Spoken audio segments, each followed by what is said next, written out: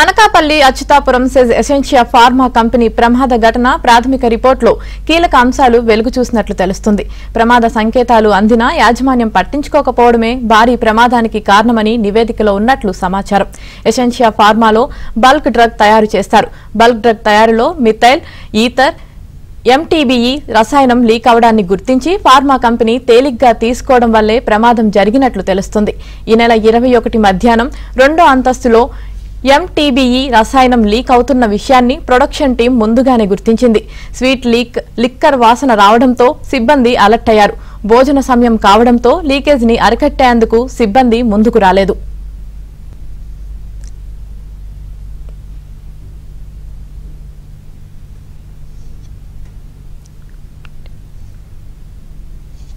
అన్ని యూనిట్లకు అన్ని గదులకు ఆవిరి రూపంలో ఎంటీబీఈ రసాయనం వ్యాపించింది. ఈ రసాయనంలోని కొన్ని చుక్కలు గ్రౌండ్ ఫ్లోర్ లో ఉన్న ఎలక్ట్రికల్ ప్యానెల్ పై పడ్డాయి. దీంతో చిన్న స్పార్క్ రేగి మధ్యాహ్నం 2:30 సమయంలో భారీ పేలుడు సంభవించింది. దీంతో పక్కనే ఉన్న బ్లాక్ గోడలు కూలి సీలింగ్ పడి కొంతమంది మృతి చెందారు.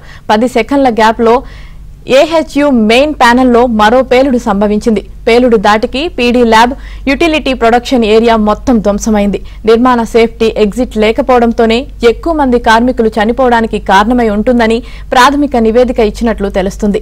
లీక్ ను ముందే గుర్తించినప్పటికీ యాజమాన్యం వేగంగా స్పందించి ఉంటే ఇంత భారీ ప్రమాదం జరిగి ఉండేది కాదని నిపుణులు అభిప్రాయపడుతున్నారు.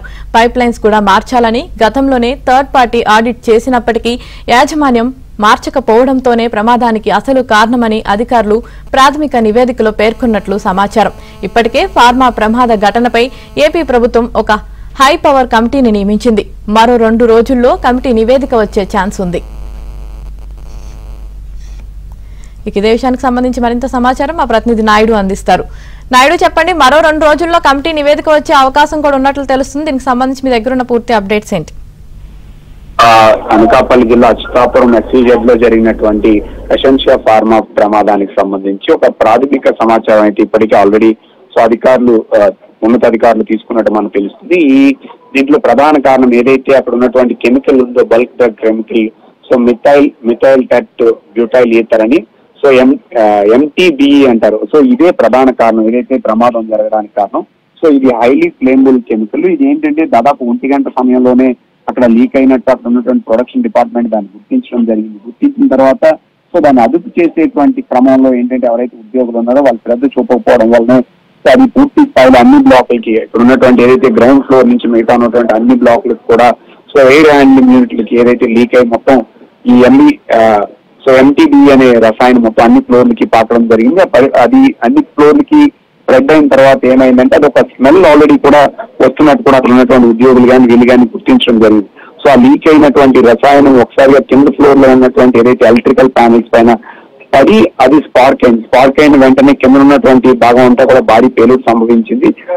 ఆ పేలుడు సంభవించిన 10 సెకండ్లోనే సెకండ్ ఫ్లోర్ లో, ఎందుకంటే అన్ని 3 ఫ్లోర్లో కూడా ఈ కెమికల్ రసాయనం అవడం, ఇది నార్మల్ గా ఫ్లేమబుల్ అనే విషయం అక్కడ ఉన్నటువంటి పూర్తి స్థాయిలో సిబ్బందికి అక్కడ ఉన్నటువంటి వాళ్ళందరికీ పూర్తి స్థాయిలో అవగాహన లేకపోవడం కూడా ఈ ప్రమాదాన్ని పెద్ద తీవ్రత పెద్ద ప్రమాదం జరిగింది అనేది మనం స్పష్టంగా చెప్పొచ్చు. ఎందుకంటే ఆ స్మెల్ చూసారు.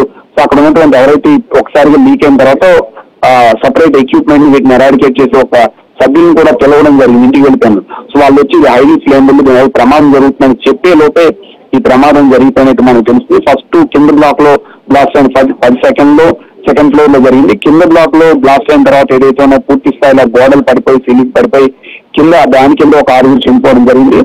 సెకండ్ ఫ్లోర్ లో బ్లాస్ట్ అయినటువంటి దీన్ని చూస్తే ఆ పక్కనే పేలడం వల్ల పైన ఇంకొక యూనిట్ ఉంది, ఆ యూనిట్ కూడా పేలడం వల్ల అక్కడ ఉన్నటువంటి ఎవరైతే పక్కన ఉన్నారో వాళ్ళ శరీరాలు ముక్కలు వెళ్ళి బయటికి వెళ్ళిపోయినటువంటి పరిస్థితి. ఆ ఘటనలో దాదాపుగా 17 మంది చనిపోయారు, 39 మంది గాయాలయ్యాయని చెప్పి ప్రాథమికంగా రిపోర్ట్ లో వాళ్ళు చెప్పడం జరిగింది. ప్రధానంగా ఇంకోటి ఏంటంటే ఈ రిపోర్ట్ లో కూడా ఒకటి సిబ్బంది నిర్లక్ష్యంతో పాటు యాజమాన్యం కూడా ఈ పైప్ లైన్స్ అనేది థర్డ్ పార్టీ ఆడిట్ లో గతంలోనే ఇవి మార్చాల్సినటువంటి అవసరం ఉందని చెప్పినప్పుడు కూడా యాజమాన్యం పట్టించుకోలేదు.